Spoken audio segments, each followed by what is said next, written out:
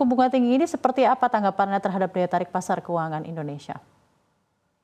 Ya, pertanyaannya sangat relevan, yaitu memang sekarang suku bunga stay high for longer, either in US or in Indonesia. Kemudian juga tadi menanggapi yang CNBC bilang, yaitu ada underweight, ada penurunan ratings dari overweight menjadi underweight untuk Indonesia. Ini hubungannya dengan suku bunga yang tinggi.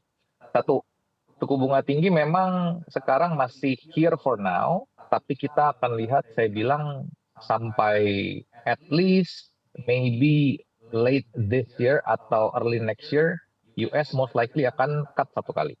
Most likely ya. Nah, untuk Indonesia sendiri, BI ini tidak akan menurunkan suku bunga jika US-nya belum menurunkan suku bunga. Jadi BI ini sifatnya akan follow through, akan ngikutin US dulu. Nah, menjawab pertanyaannya, bagaimana sih keadaan perekonomian dengan tingkat suku bunga yang tinggi? Memang dengan tingkat suku bunga yang tinggi, akhirnya valuasi saham juga untuk bond menjadi lebih mahal. Ya, tapi ini it's just a cycle of the economy. Saya bilang nggak lama lagi kok, we are at the end of the tunnel untuk at least one or two in next year untuk cut rate, either di Indonesia atau di US. Demikian. Oke, baik. Seperti apa kira-kira Anda melihat atraktifnya pasar keuangan kita terhadap emerging market dibandingkan dengan emerging market lainnya di tengah era suku bunga tinggi ini? Oke, dibanding emerging market yang lain ya. Kalau untuk Indonesia sendiri, saya bilang, for example, kenapa Morgan Stanley dan HSBC underweight Indonesia atau downgrading Indonesia? Pertama adalah, yang saya bilang yang utama adalah saham perbankan. Saham perbankan ini karena weight-nya besar di indeks, terus kemudian juga di LQ45 dan juga di MSCI Indonesia. Nah, kenapa? Apa yang terjadi dengan saham perbankan Indonesia? Yang pertama adalah saham perbankan Indonesia itu sudah outperform so good, so well in the last 2-3 years setelah pandemi. Performance dari emitennya juga dari secara earnings growth-nya sudah naik banyak, begitu pula dari performance sahamnya. Dari sejak pandemi sampai sekarang naiknya udah banyak sekali.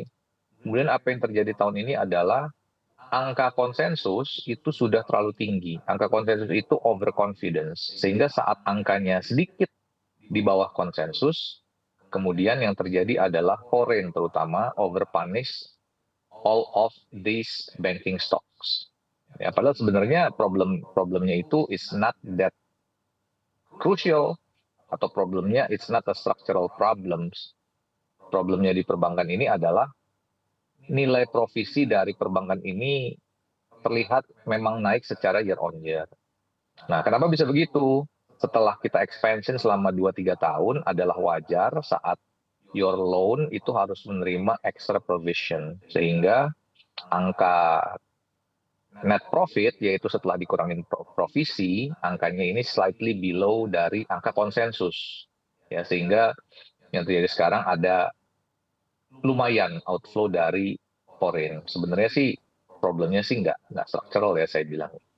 Itu yang pertama. Kedua, menjawab pertanyaannya, bagaimana how interesting Indonesia compared to other emerging market. Kalau with the other emerging market, Indonesia saya bilang cukup menarik. Terus ini emerging market ya, kita nggak ngomongin dengan yang develop ya. Jadi for example tadi kan dibahas soal Korea. Korea ini I would say it's a bit of developed market actually. Karena dia juga semiconductor. Semiconductor is on a different level now. Karena demand dari semiconductor ini very high. Nah, kalau emerging market, Indonesia itu biasanya dibandingkan dengan sesama commodity producer countries seperti Brazil. Ya, for example, dibandingkan yang simple aja. Kalau kita sudah teriak-teriak karena IDR-nya turun banyak, turunnya sekitar 6% year to date, Brazil itu turunnya Brazilian realnya lebih banyak lagi. Ya, terus kemudian kalau untuk Indonesia, saya bilang secara komoditi, Indonesia punya coal, punya nikel, starting this year, harga dari komoditi tersebut sudah cukup rendah. Jadi kita mulai dari low base. Untuk lebih turun lagi, possible, tapi saya rasa kalaupun turun lagi tidak banyak. Jadi seberapa menarik Indonesia dibanding emerging market, saya bilang masih cukup menarik ya. Nah, Memang yang challenging itu adalah new government. Karena new government ini kita speculating, kita belum benar-benar tahu apa yang akan terjadi. Kita hanya bisa bilang akan ada another extra budget deficit karena program A, B, C, cuman itu semua kan belum terjadi ya. Let's see, don't be too skeptical, kita lihat dulu apa yang terjadi, tapi memang risk of new government itu memang ada. Oke.